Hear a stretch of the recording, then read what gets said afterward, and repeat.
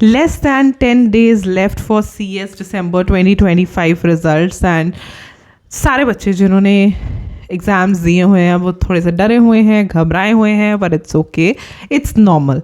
तो हम ये जो सीरीज़ कंटिन्यू कर रहे हैं which is about planning for जून 2026, आज हम करेंगे टास्क नंबर 5।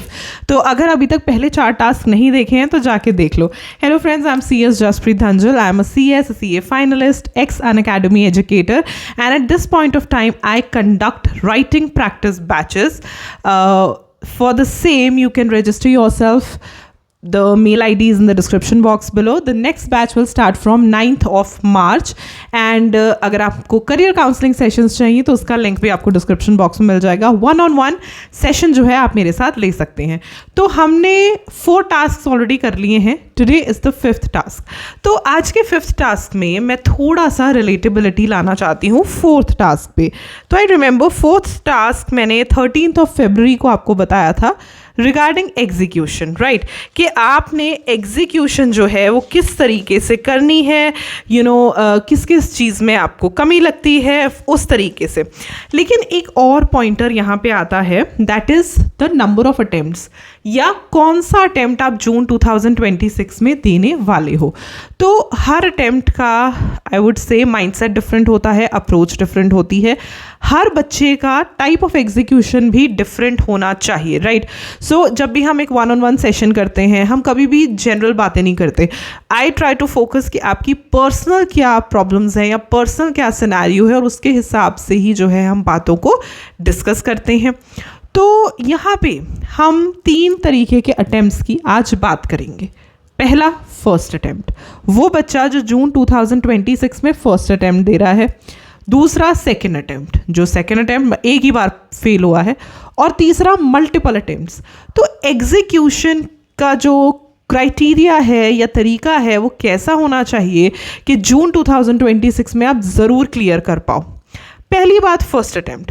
तो फर्स्ट अटेम्प्ट वालों के लिए तो जो एक नॉर्मल सिनेरियो मैं हमेशा हर वीडियो में बताती हूँ, प्रेपरेशन, रिविजन, राइटिंग प्रैक्टिस, तीनों चीज़ें ही एग्जीक्यूशन में इम्पॉर्टेंट है। Enough time for preparation, enough time for revision and enough time for writing practice. जून 2026 तक पहुँचते हुए आपके प्लान में ये तीनों चीज़ें, माइंड इट, तीनों चीज़ें 3:2:2 के रेशो में होनी चाहिए। यानी कि प्रेपरेशन ज़्यादा, बिकॉज आप फर्स्ट टाइम दे रहे हो, आपके लिए सारी चीज़ें नई हैं, आप सारे कॉन्सेप्ट्स पहली बार पढ़ रहे हो, तो प्रेपरेशन में जो कॉन्सेप्चुअल क्लैरिटी है उस पर अच्छे से टाइम लगाइए। फिर आ जाती है बात रिविजन एंड राइटिंग प्रैक्टिस की। अब दोनों ही इक्वली इंपॉर्टेंट है, इसलिए मैंने दोनों को बराबर में रखा है। सिर्फ रिविजन करके चले जाओगे कोई फ़ायदा नहीं है, आंसर लिखना नहीं सीखोगे। सिर्फ राइटिंग प्रैक्टिस, अब राइटिंग प्रैक्टिस बिना रिविजन के नेवर मेक सेंस।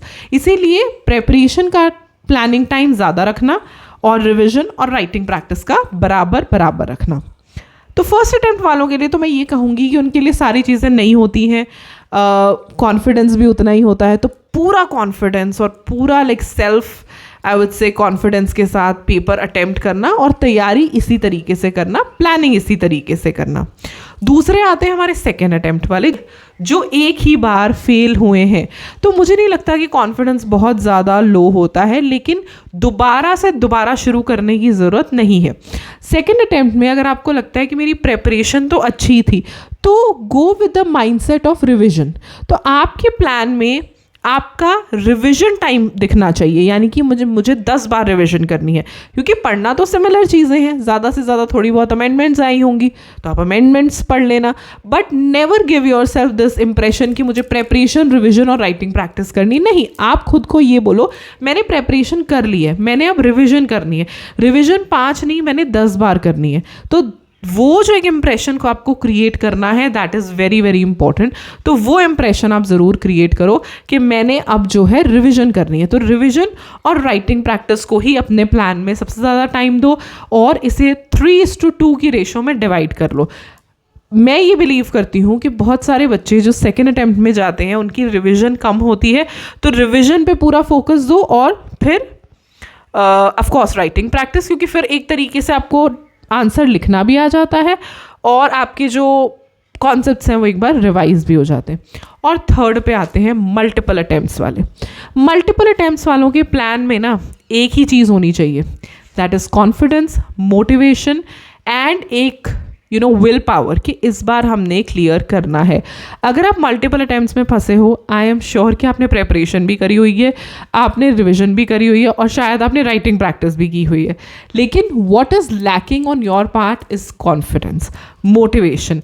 अब ये आपके ऊपर है, आपको डिसाइड करना है कि आपको बिल्कुल ही कुछ नहीं आता, मतलब बहुत साल पहले पेपर दिए थे, तो ऑब्वियसली आपको प्रेपरेशन लेवल से स्टार्ट करना पड़ेगा।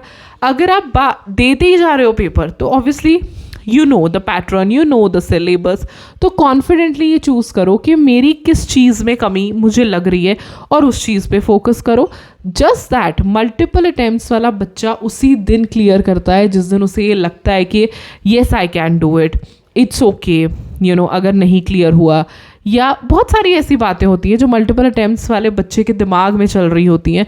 तो आपके प्लान में आपका वो कॉन्फिडेंस, आपका वो विल पावर दिखना चाहिए, and that is only when you will actually pass the attempt, right. तो ये 3 तरीके के अटैम्प्ट्स में मैंने एग्जीक्यूशन को डिवाइड कर दिया। आई होप कि आपको ये यूज़फुल लगा होगा, आई होप कि आपको ये वाला टास्क यूज़फुल लगा होगा according to the attempts. Do tell me in the comment section below and let's start the manifestation from today, क्योंकि लेस देन 9